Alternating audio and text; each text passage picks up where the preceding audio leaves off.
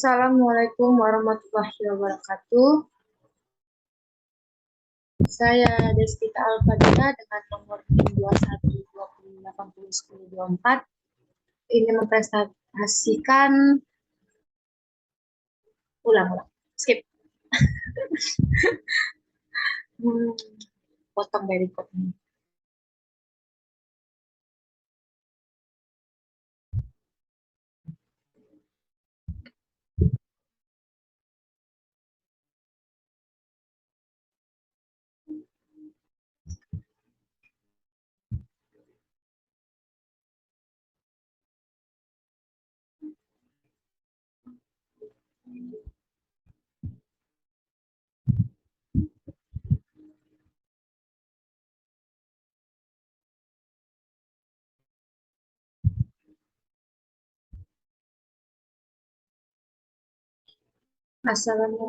Assalamualaikum warahmatullahi wabarakatuh.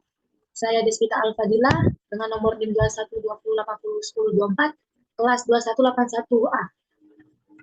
Ini mempresentasikan tentang siklus karbon.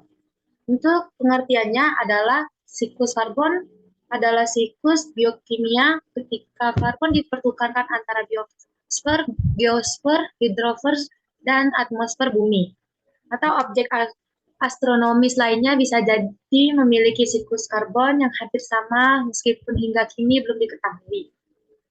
Selanjutnya untuk komponen siklus karbon adalah memiliki komponen utama yang terlibat dalam siklus karbon diantaranya adalah tumbuhan dan fitoplankton merupakan komponen utama yang berperan dalam siklus karbon.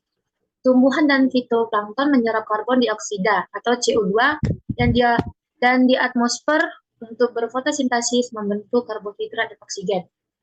Untuk fungsinya adalah memanfaatkan daur karbon adalah mengembalikan karbon yang ada di atmosfer ke organisme hidup. Fotosintesis dan respirasi. Karbon dioksida hasil respirasi makhluk hidup dan aktivitas manusia akan menuju ke atmosfer. Jika tidak diserap oleh tumbuhan serta alga, maka akan menyebabkan efek rumah kaca. Proses terjadinya daur karbon. Proses terjadinya daur karbon ini terjadi beberapa tahap, yaitu tahap fotosintesis. Tahap pertama yang terjadi dalam daur karbon adalah tahap fotosintesis yang dilakukan organisme autotrof, seperti tumbuhan, fitoplankton, alga, dan bakteri. Organisme ini, autotrof inilah yang menyerap karbon dari udara yang berupa karbon dioksida atau dari air yang berupa ion bikarbonat. Organisme autotrof inilah yang kemudian melakukan fotosintesis dengan sumber energi matahari dan merubah karbon menjadi gula. Gula itulah yang nantinya akan menjadi makanan tumbuhan dan membangun tubuh organisme autotrof. Proses fotosintesis ini dilakukan oleh organisme autotrof yang menyerap karbon dari utara. Tahap yang kedua adalah tahap karbon berpindah dari daur karbon ini adalah berpindahannya karbon dari organisme autotrof ke organisme heterotrof yang terjadinya karena adanya rantai makanan. Organisme autotrof sendiri berada di dasar dari rantai makanan yang dikonsumsi oleh makhluk hidup lainnya. Makhluk hidup lainnya inilah yang kemudian mendapatkan karbon melalui makanan yang digunakan untuk membangun jaringan tubuh. Untuk yang ketiga, respirasi tahap daur karbon. Juga terjadi dalam proses pernapasan atau respirasi hidup. Hal ini terjadi karena makhluk hidup bernapas dengan menghirup oksigen yang diedarkan ke seluruh tubuh. Molekul karbon pada respirasi sel dilepaskan setelah sel-sel oksigen sehingga karbon dioksida dihembuskan melalui respirasi ini. Kemudian, karbon-karbon yang berada di dalam tubuh tersebut nantinya akan kembali lagi ke atmosfer. Tahap selanjutnya adalah dekomposisi, tahap yang keempat. Dari daur karbon ini adalah pemurnian sisa-sisa makanan hidup atau dikenal dengan proses dekomposisi. Sisa-sisa makhluk hidup ini bisa berupa tumbuhan yang layu, tubuh organisme mati, dan kotoran makhluk hidup. Pada proses dekomposisi ini akan menguraikan sisa-sisa zat organik tersebut menjadi bentuk-bentuk yang lebih sederhana. Salah satunya adalah karbon dilepaskan ke udara dan tanah. Yang kelima adalah pembakaran energi karbon yang berasal dari makhluk hidup. Juga fosil berbagai sumber energi fosil seperti batu bara, minyak bumi, dan gas alam berbentuk dari sebuah karbon.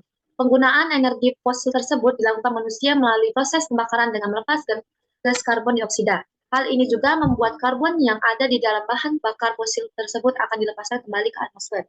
Karbon yang sudah kembali kena ke tanah dan atmosfer nantinya bisa digunakan kembali untuk mengulang semua tahap daur ulang. Di sini adalah gambar siklus karbon yang di dalam karbon paling banyak terdapat di udara dalam senyawa CO2. Daur ulang karbon dimulai dengan pengikatan CO2 oleh organisme autotrof melalui fotosintesis atau tumbuhan hijau. Melalui proses fotosintesis ini, senyawa karbon dioksida akan diubah salah satunya menjadi oksigen yang akan dilepas ke udara. Nah, oksigen ini juga akan dibutuhkan oleh hewan dan manusia untuk kebutuhan proses respirasi.